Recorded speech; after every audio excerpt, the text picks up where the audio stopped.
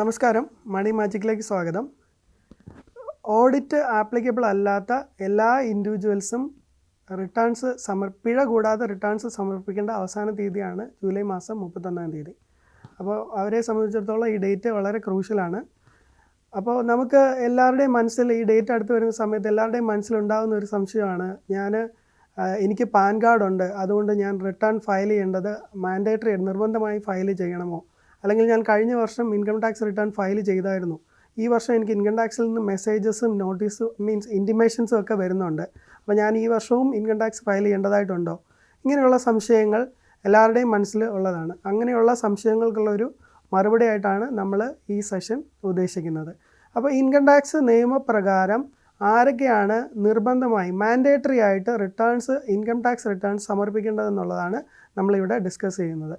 അപ്പോൾ അതിൽ നമ്മൾ ഒന്നാമതായിട്ട് വരുന്നത് ബേസിക് എക്സംഷൻ ലിമിറ്റിന് മുകളിൽ ഒരു വർഷത്തിൽ ഇൻകം ഉള്ള എല്ലാവരും ഇൻകം ടാക്സ് റിട്ടേൺസ് സമർപ്പിക്കണം. അപ്പോൾ ഇനി എന്താണ് ബേസിക് എക്സംഷൻ ലിമിറ്റ്?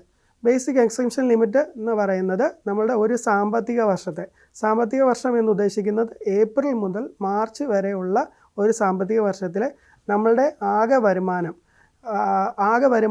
2.5 ലക്ഷം രൂപയ്ക്ക് മുകളിൽ വരുന്ന ആൾക്കാർ, 60 വയസ്സിന് താഴെയാണെങ്കിൽ 2.5 ലക്ഷം രൂപയ്ക്ക് മുകളിൽ വരുന്ന ആൾക്കാർ, 60 വയസ്സ് തൊട്ട് 80 വയസ്സ് വരെ ഉള്ളവരിൽ 3 ലക്ഷത്തിന് മുകളിൽ വരുന്ന ആൾക്കാർ, 80 വയസ്സിന് മുകളിലാണെങ്കിൽ 5 ലക്ഷത്തിന് മുകളിൽ വരുന്ന ആൾക്കാർ, ഇങ്ങനെ ഉള്ള ഇതാണ് ബേസിക് എക്സംഷൻ ലിമിറ്റായിട്ട് ഇൻകം ടാക്സ് കൺസിഡർ ചെയ്തിരിക്കുന്നത്. ഇനി ഈ ബേസിക് എക്സംഷൻ ലിമിറ്റിൽ നമ്മുടെ ആകെ വരുമാനത്തിൽ എന്തൊക്കെയാണ് ആഡ് ചെയ്യുന്നത്?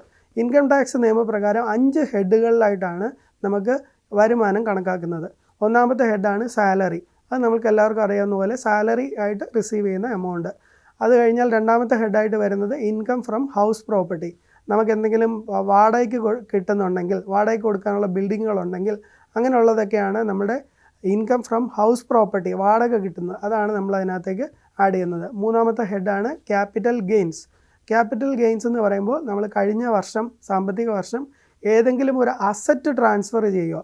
അസറ്റ് എന്ന് പറഞ്ഞാൽ അതിൽ വരുന്നത് land, building, shares, securities, mutual fund units, jewellery, ഇങ്ങനെയുള്ള എല്ലാം നമുക്ക് അസറ്റ് എന്ന് പറയുന്ന കാറ്റഗറിയിൽ വരും. ഈ അസറ്റ് ട്രാൻസ്ഫർ ചെയ്യുമ്പോൾ നമ്മൾക്ക് ഉണ്ടാകുന്ന ഒരു നേട്ടം, അതിനെയാണ് ക്യാപിറ്റൽ ഗെയിൻ എന്ന് പറയുന്നത്. അപ്പോൾ ആ ക്യാപിറ്റൽ ഗെയിൻ കണക്കാക്കുന്നതിന് ഒരുപാട് മെത്തേഡ്സ് ഇൻകം ടാക്സിൽ തന്നെ പറയുന്നുണ്ട്. അപ്പോൾ വാങ്ങിയ വില വിറ്റ വിലയുമായിട്ടുള്ള വ്യത്യാസമാണ് നമ്മൾ ഗെയിൻ എന്ന് പറയുന്നത്. അപ്പോൾ അങ്ങനെ കിട്ടുന്ന വരുമാനം, അത് കഴിഞ്ഞിട്ട് മൂന്നാമത്തെ ഹെഡായിട്ട് profits and gains or business of profession. അതായത് നമുക്കൊരു ബിസിനസ്സുണ്ട് അല്ലെങ്കിൽ ഒരു പ്രൊഫഷനുണ്ട്, അതിൽ നിന്ന് കിട്ടുന്ന പ്രോഫിറ്റ്. ഇനി അത് കഴിഞ്ഞാൽ അഞ്ചാമത്തെ സോഴ്സായിട്ട് വരുന്നത് ഇൻകം ഫ്രം അതർ സോഴ്സസ്.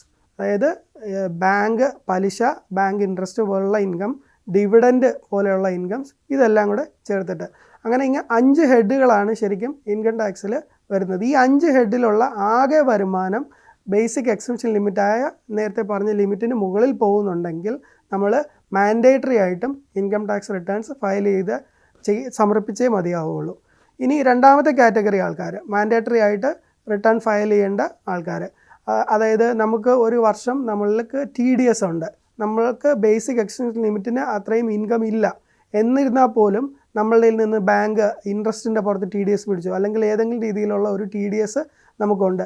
അങ്ങനെ ഉണ്ടെങ്കിൽ ആ TDS തിരികെ കിട്ടണമെങ്കിൽ നമുക്ക് ഇൻകം ടാക്സ് റിട്ടേൺസ് സമർപ്പിച്ചാൽ മാത്രമേ നമുക്ക് ആ TDS പിടിച്ച എമൗണ്ട് നമുക്ക് തിരികെ ലഭിക്കുകയുള്ളൂ. ഈ മൂന്നാമത്തെ കാറ്റഗറി ആൾക്കാർ, നമുക്ക് വിദേശത്ത് എവിടെയെങ്കിലും ഒരു അസറ്റ് ഉണ്ടായിരിക്കുകയോ അല്ലെങ്കിൽ വിദേശത്തുള്ള ഏതെങ്കിലും ഒരു ബാങ്ക് അക്കൗണ്ടിൽ നമ്മൾ ഓതറൈസ്ഡ് സിഗ്നേറ്ററി ആയിട്ടിരിക്കുകയോ ചെയ്താൽ നമ്മൾ അവിടെയും ഇൻകം ടാക്സ് റിട്ടേൺസ് മാൻഡേറ്ററി ആയിട്ടും, അത് ഇറസ്പെക്റ്റീവ് ഓഫ് ഇൻകം, നമ്മുടെ ഇൻകം എത്രയാണെന്നുള്ളതല്ല, നമുക്ക് ബേസിക് എക്സംഷൻ ലിമിറ്റിന് താഴെ ഇൻകം ഉള്ളെങ്കിലും നമ്മൾ നിർബന്ധമായിട്ടും ഇൻകം ടാക്സ് റിട്ടേൺസ് സമർപ്പിച്ചേ മതിയാവുള്ളൂ. ഇനി അടുത്ത കാറ്റഗറി ആൾക്കാരാണ്, നമ്മൾക്ക് കഴിഞ്ഞ വർഷം, അതായത് ഏപ്രിൽ തൊട്ട് മാർച്ച് വരെ ഞാൻ പറഞ്ഞ സാമ്പത്തിക വർഷത്തിൽ ഒരു വിദേശ യാത്ര പോവുകയും ആ വിദേശ യാത്രയിലേക്ക് ഉണ്ടാകുന്ന ചിലവ് 2 ലക്ഷം രൂപയിൽ അധികമാവുകയും ചെയ്യുകയാണെങ്കിൽ ആ ആൾക്കാരും കൃത്യമായും ഇൻകം ടാക്സ് റിട്ടേൺസ് സമർപ്പിക്കേണ്ടത് അത്യാവശ്യമാണ്. ഇനി നമ്മുടെ കഴിഞ്ഞ സാമ്പത്തിക വർഷത്തെ ഇലക്ട്രിസിറ്റി ബില്ല് ഇലക്ട്രിസിറ്റി ബില്ല് 1,00,000 രൂപയിൽ കൂടുതലാണ്, ഒരു വർഷത്തെ ടോട്ടലാണ് എടുക്കുന്നത്, ആ ടോട്ടൽ ഇലക്ട്രിസിറ്റി ബില്ല് 1,00,000 രൂപയ്ക്ക് പുറത്ത് പോകുന്നുണ്ടെങ്കിൽ അവിടെയും നമ്മൾ ഇൻകം ടാക്സ് റിട്ടേൺസ് മാൻഡേറ്ററി ആയിട്ട് സമർപ്പിക്കേണ്ടത് അത്യാവശ്യമാണ്. ഇനി നമുക്ക് മാൻഡേറ്ററി അല്ല, ഓപ്ഷണലായിട്ട് ചെയ്യാൻ പറ്റുന്ന ഒരു കാര്യമുണ്ട്. അതായത് നമുക്ക് ഒരു ബിസിനസ് ഉണ്ട്, അല്ലെങ്കിൽ ഞാൻ നേരത്തെ പറഞ്ഞ പോലെ നമുക്കൊരു അസറ്റ് ഉണ്ട്, ആ അസറ്റ് ട്രാൻസ്ഫർ ചെയ്തപ്പോൾ നമുക്ക് നഷ്ടമാണ് ഉണ്ടായത്, അല്ലെങ്കിൽ ലോസാണ് നമുക്കുണ്ടായത്. അങ്ങനെയുള്ള ലോസ് അടുത്ത വർഷങ്ങളിലേക്ക് ക്യാരി ഫോർവേഡ് ചെയ്യാൻ താല്പര്യപ്പെടുന്നുണ്ടെങ്കിൽ, ഈ ക്യാരി ഫോർവേഡ് ചെയ്താൽ അടുത്ത വർഷം ഉണ്ടാകുന്ന ലാഭത്തിൽ നിന്ന് നിബന്ധനകൾക്ക് വിധേയമായി അത് അഡ്ജസ്റ്റ് ചെയ്യാനുള്ള ഓപ്ഷൻ ഉണ്ട്. അപ്പോൾ അങ്ങനെ ഉണ്ടെങ്കിൽ നമുക്ക് അടുത്ത വർഷത്തിലേക്ക് ക്യാരി ഫോർവേഡ് ചെയ്യാൻ താല്പര്യപ്പെടുന്നുണ്ടെങ്കിൽ ആ സാഹചര്യത്തിലും നമ്മൾ ഇൻകം ടാക്സ് റിട്ടേൺ സമർപ്പിച്ചാൽ മാത്രമേ നമുക്ക് അത് ക്യാരി ഫോർവേഡ് ചെയ്യാനായിട്ട് സാധിക്കുകയുള്ളൂ.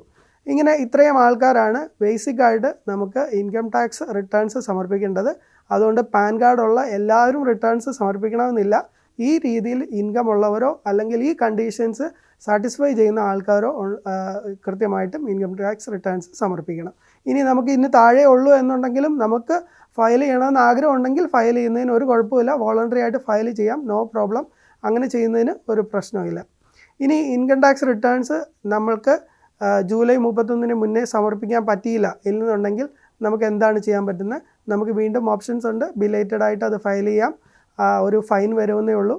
ഇനി ബിലേറ്റഡ് ആയിട്ട് ഫയൽ ചെയ്യാൻ പറ്റിയില്ലെങ്കിൽ വീണ്ടും ഓപ്ഷൻസ് ഉണ്ട്. നമ്മൾ ഇനി വരുന്ന സെഷൻസിൽ അങ്ങനെയുള്ള ആൾക്കാർ, അതായത് ഡ്യൂ ഡേറ്റ് മിസ്സായി പോയി, അതായത് നമുക്ക് ഫയൽ ചെയ്യാൻ പറ്റിയില്ല എന്നുള്ള ആൾക്കാർക്ക് എന്തൊക്കെയാണ് റെമഡീസ് അവൈലബിൾ ആയിട്ടെന്നുള്ളത് അടുത്ത സെഷൻസിൽ നമ്മൾ ഡിസ്കസ് ചെയ്യുന്നതായിരിക്കും. ഇനി ഇങ്ങനെ ചെയ്യാതിരുന്നാൽ നമുക്ക് എന്തൊക്കെയാണ് കോൺസിക്വൻസസ്, നമുക്കത് ചെയ്യാൻ പറ്റിയില്ല അല്ലെങ്കിൽ ഞങ്ങൾ ചെയ്തില്ല, എന്തൊക്കെയാണ് കോൺസിക്വൻസസ് ഉണ്ടാകുന്നത്? അത് ഞാൻ നേരത്തെ പറഞ്ഞ പോലെ നമുക്ക് പിഴ കൊടുക്കേണ്ടി വരും. ലേറ്റായിട്ട് ഫയൽ ചെയ്താൽ നമുക്ക് ഇൻകം ടാക്സ് പറയുന്ന പിഴ കൊടുക്കേണ്ടി വരും. അത് 5 ലക്ഷം രൂപയ്ക്ക് താഴെയാണ് നമ്മുടെ ഇൻകമെങ്കിൽ 1000 രൂപയും, 5 ലക്ഷത്തിന് മുകളിലാണ് നമ്മുടെ ഇൻകമെങ്കിൽ 5000 രൂപയും പിഴ കൊടുക്കേണ്ടതായിട്ട് വരും. പിന്നെ നമ്മൾ എന്തെങ്കിലും ടാക്സ് അടയ്ക്കാനായിട്ടുണ്ടെങ്കിൽ ആ അടയ്ക്കാനുള്ള ടാക്സിൻ്റെ പുറത്ത് ഇൻകം ടാക്സിൻ്റെ 234 സെക്ഷൻ 234 അനുസരിച്ചിട്ടുള്ള ഇൻട്രസ്റ്റ് നമുക്ക് അടയ്ക്കേണ്ടതായിട്ട് വരും. അപ്പോൾ നമ്മൾ എത്ര നാളാണോ നമ്മൾ ആ ടാക്സ് പെൻഡിങ് ആയി നിൽക്കുന്നത് അത്രയും നാളത്തേക്കും നമ്മൾ ഇൻട്രസ്റ്റ് അടയ്ക്കേണ്ടതായിട്ട് വരും. ഇനി നമ്മൾ വിൽഫുള്ളായിട്ട് മനഃപൂർവ്വമായി നമ്മൾ ഇൻകം ടാക്സ് റിട്ടേൺ സമർപ്പിക്കുന്നില്ല, എനിക്ക് ഈ പറയുന്ന ഇൻകം ഉണ്ട് അല്ലെങ്കിൽ ഈ കണ്ടീഷൻസ് ഞാൻ സാറ്റിസ്ഫൈ ചെയ്യുന്നുണ്ട്, എന്നിട്ടും ഞാൻ മനഃപൂർവ്വമായി ഈ റിട്ടേൺസ് സമർപ്പിക്കുന്നില്ല എന്നുണ്ടെങ്കിൽ ഇൻകം ടാക്സിന് നമ്മളെ പ്രോസിക്യൂട്ട് ചെയ്യാനും അതുപോലെ തന്നെ 3 മാസം തൊട്ട് 2 വർഷം വരെ 3 മാസം തൊട്ട് 2 വർഷം വരെ ഉള്ള തടവ് ലഭിക്കാനും സാധ്യതയുള്ള സെക്ഷൻസ് ഇൻകം ടാക്സിലുണ്ട്. സെക്ഷൻ 276 CC പ്രകാരം നമുക്ക് ഇതുപോലെ ഇൻകം ടാക്സ് റിട്ടേൺ മനഃപൂർവ്വമായി സമർപ്പിക്കാതിരിക്കുന്ന ആൾക്കാർക്ക് തടവ് ലഭിക്കാം. ഇനി അതിലുള്ള ടാക്സ് ലയബിലിറ്റി നമ്മൾ അങ്ങനെ മനഃപൂർവ്വം സമർപ്പിക്കാതിരിക്കുകയും അതിലുണ്ടാകുന്ന ടാക്സ് ലയബിലിറ്റി 25 ലക്ഷത്തിന് മുകളിലാണ് പോകുന്നതെങ്കിൽ നമുക്ക് 6 മാസം മുതൽ 7 വർഷം വരെ തടവ് ലഭിക്കാവുന്ന സെക്ഷനാണ് സെക്ഷൻ 276 CC. അപ്പോൾ അത് കൂടാതെ നമുക്ക് എന്തെങ്കിലും ഇതുപോലെ ഞാൻ നേരത്തെ പറഞ്ഞ പോലെ നമുക്ക് എന്തെങ്കിലും ലോസസോ അങ്ങനെയൊക്കെയുള്ള കാര്യങ്ങളൊക്കെ ഉണ്ടെങ്കിൽ നമുക്ക് ക്യാരി ഫോർവേഡ് ചെയ്യാനും സാധിക്കത്തില്ല. അപ്പോൾ നമ്മൾ കൃത്യമായും ഇൻകം ടാക്സ് റിട്ടേണുകൾ സമർപ്പിക്കുക. ഇതുപോലെ ഇൻകം ടാക്സിൻ്റെ നമ്മൾ സമർപ്പിക്കാതിരുന്നാൽ അവർ നോട്ടീസസ് അയക്കും. കാരണം ഇപ്പോൾ അത് എല്ലാം ഓൺലൈനിൽ ആധാർ പാൻ ലിങ്ക്ഡ് ആണ്. എല്ലാ ട്രാൻസാക്ഷൻസും ഇൻകം ടാക്സ് മോണിറ്റർ ചെയ്യുന്നുണ്ട്. ആ മോണിറ്റർ ചെയ്യുന്ന ട്രാൻസാക്ഷൻസിനെ ബേസ് ചെയ്തുകൊണ്ട് നിങ്ങൾക്ക് നോട്ടീസസ് വരാനായിട്ടുള്ള സാധ്യതയുണ്ട്.